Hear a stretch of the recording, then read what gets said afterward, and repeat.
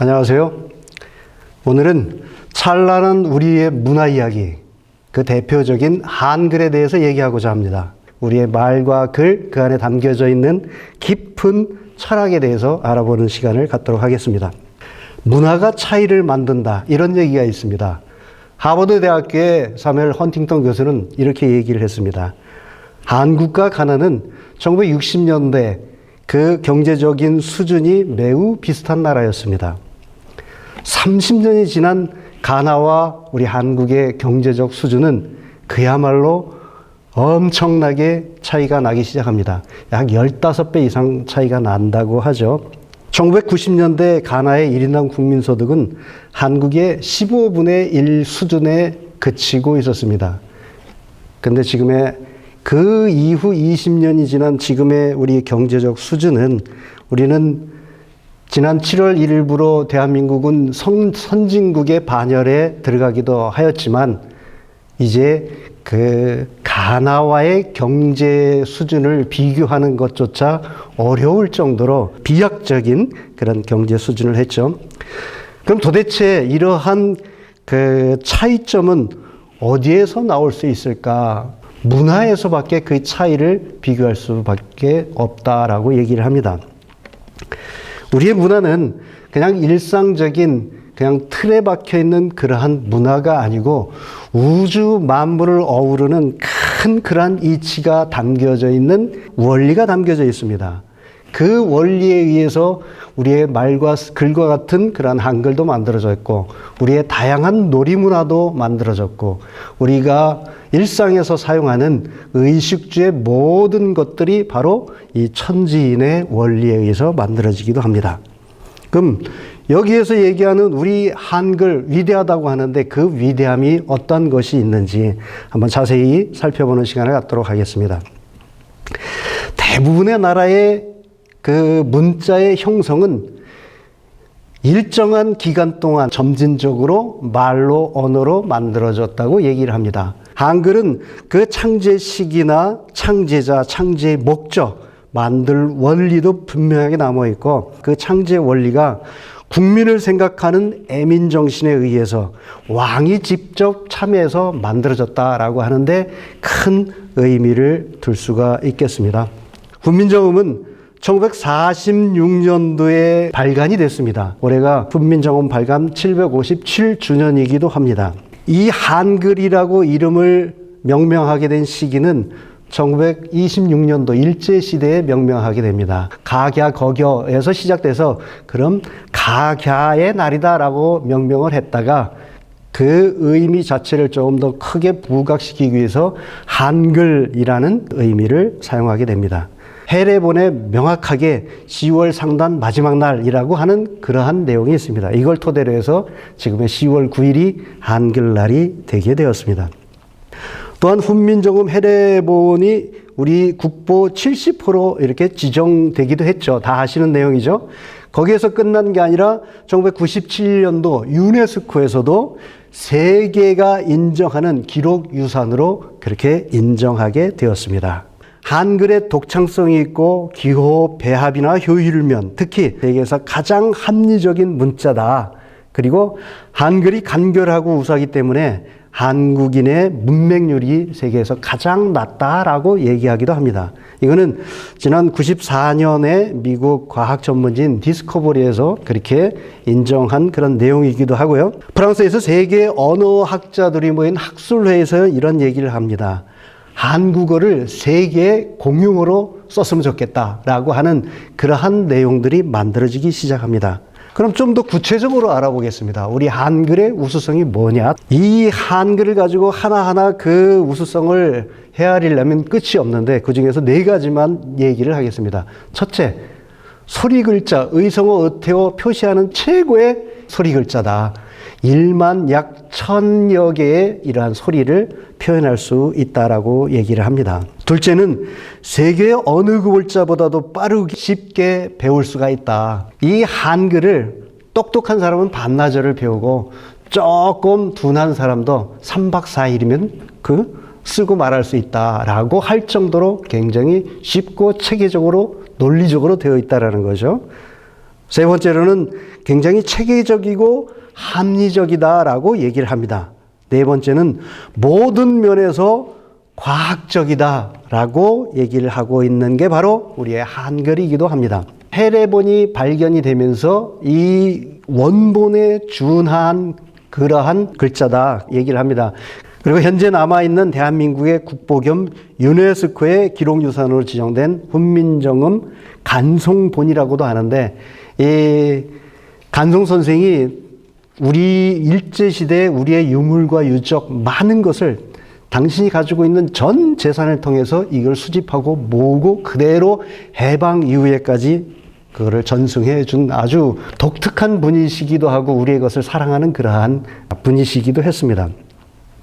이분이 많은 그 돈을 들여가지고 이 해례본을 구입을 했습니다. 6.25 때도 해례본 하나만은 꼭 지켜야 되겠다 해가지고 이걸 들고 피난길에 오를 정도로 굉장히 귀중하게 꼈던 훈민정음이었기도 하고요. 그리고 이 해례본이 발견됨으로써 한글 자음은 인체의 발음기관을 본뜬 것이고 한글 모음은 천지인, 자음에는 하늘을 원이라고 원을 만들었고 땅을 상징하는 게 방, 사각형, 그리고 사람을 상징하는 게 삼각형이기도 합니다. 모음으로는 아래아가 하늘을 상징하고 의가 땅을 상징하고 서 있는 이가 사람을 상징합니다.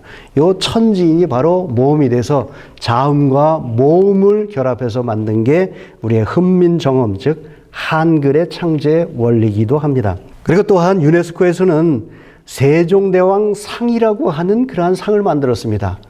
세계의 문맹률을 없애기 위해서 가장 쉽고 빠르고 배울 수 있는 그러한 글자, 바로 우리의 한글을 통해서 세계 문맹률을 없애자라고 하는 의미가 담겨져 있고요. 그리고 10월 9일이 되게 되면 이러한 문맹령을 퇴치한 개인이나 단체에게 상을 주는데 그 상 이름이 바로 세종대왕 상이기도 합니다. 이러한 한글의 기본이 되는 글자가 해례본에 보면 옛 글자를 본땄다고 했습니다. 3대 단군, 가륵 단군 때 가림토 문자라고 하는 38자의 모음과 자음을 이용한 그러한 문자가 발견이 됩니다. 이게 바로 우리 세종대왕 때 만들었던 훈민정음의 원류, 옛글자인 것이죠. 세종보다도 1500년 앞선 그러한 물자의 형태가 만들어졌다 볼 수가 있고, 한글의 원류는 우리 동이족뿐만 아니라 몽고의 그 흔적이 남아있고 중국 당나라의 한자의 원형이라고 하는 그러한 문자에도 그 흔적이 남겨져 있고, 일본의 신대 문자 우리가 읽을 수 있는 그러한 한글의 원형이 그대로 남아져 있다라고 하는 것을 우리가 알 수가 있습니다. 인도의 구자라트에 가면은 찌아찌아족이죠. 이 부족에게 우리의 한글을 가르쳐주고 자기네 말로 자기네 문화를 그대로 전승되는 그러한 사례가 있었다라는 것이죠. 우리의 말과 글에는 굉장히 심오한 철학이 담겨져 있습니다. 어른에 대해서 우리 민족은 어의 민족입니다. 혼의 민족이라고도 하고 정신의 민족이라고도 얘기를 합니다. 어리 작은 사람을 어린이라고 합니다. 그 어리 큰 사람은 어른이라고 하죠. 그러면 어리 나간 사람은 얼간이라고 그러죠. 이 얼이 더 커서 신과 같이 밝아진 사람을 뭐라고 할까요? 그렇죠. 어르신이라고 얘기를 합니다. 이처럼 우리 문화에 담겨져 있는 이 심오한 철학, 이 정신은 스스로 인정하고 발굴하지 못하면 그 철학의 깊이를 알 수가 없는 것이죠. 그래서 이번 시간을 통해서 좀 더 깊게 이러한 철학을 알고 우리가 사용하면 더 좋을 것 같습니다. 그리고 지금 21세기를 주도하는 인터넷 시대, 정보화 시대에 굉장히 합리적이고 딱 맞다라고 하는 거죠. 우리 아이들은 어때요? 엄지손가락으로 문자를 보내고 받을 수가 있습니다. 굉장히 빠르게 전달할 수 있는 효율성이 있죠. 우리뿐만 아니라 세계의 어느 학자들이 이렇게 얘기를 합니다. 소설가, 대지의 작가 펄봉 여사는 이렇게 얘기했죠.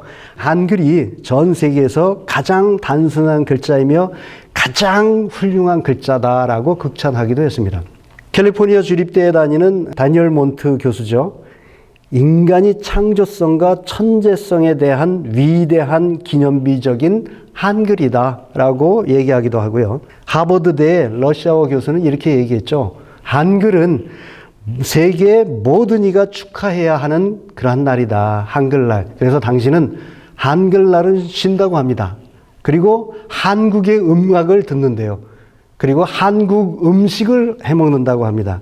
그리고 한국 영화를 보면서 하루를 보낼 정도로 우리 대한민국 사람보다도 더 한글을 좋아하고 애창하는 그런 사람이 아닌가 생각이 됩니다. 이러한 언어학자들이 예언을 한 내용이 있습니다. 21세기 인류 문명을 주도할 민족은 뜻글자와 소리글자를 동시에 사용하는 문자 형태를 가진 민족이다. 그 민족이 누구일까요? 뜻글자로 대변될 수 있는 것은 한자입니다. 그리고 소리글자로 대표적인 문자는 바로 한글이죠. 그러면 퀴즈를 한 가지 내겠습니다. 한글과 한자를 두 글자로 얘기하면 뭘까요? 글자가 됩니다. 우리의 글자는 그냥 쓰는 게 아니라 이 두 가지, 우리 동이족이 한자도 만들었고 그 이후에 한글도 만들어서 지금까지 쓰고 있습니다.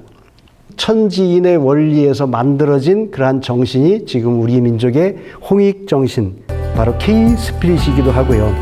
그 K-스피릿을 백범 김구 선생님이 얘기했던 그러한 백범일지의 내용을 토대로 오늘 마지막 마무리를 할 수 있도록 하겠습니다.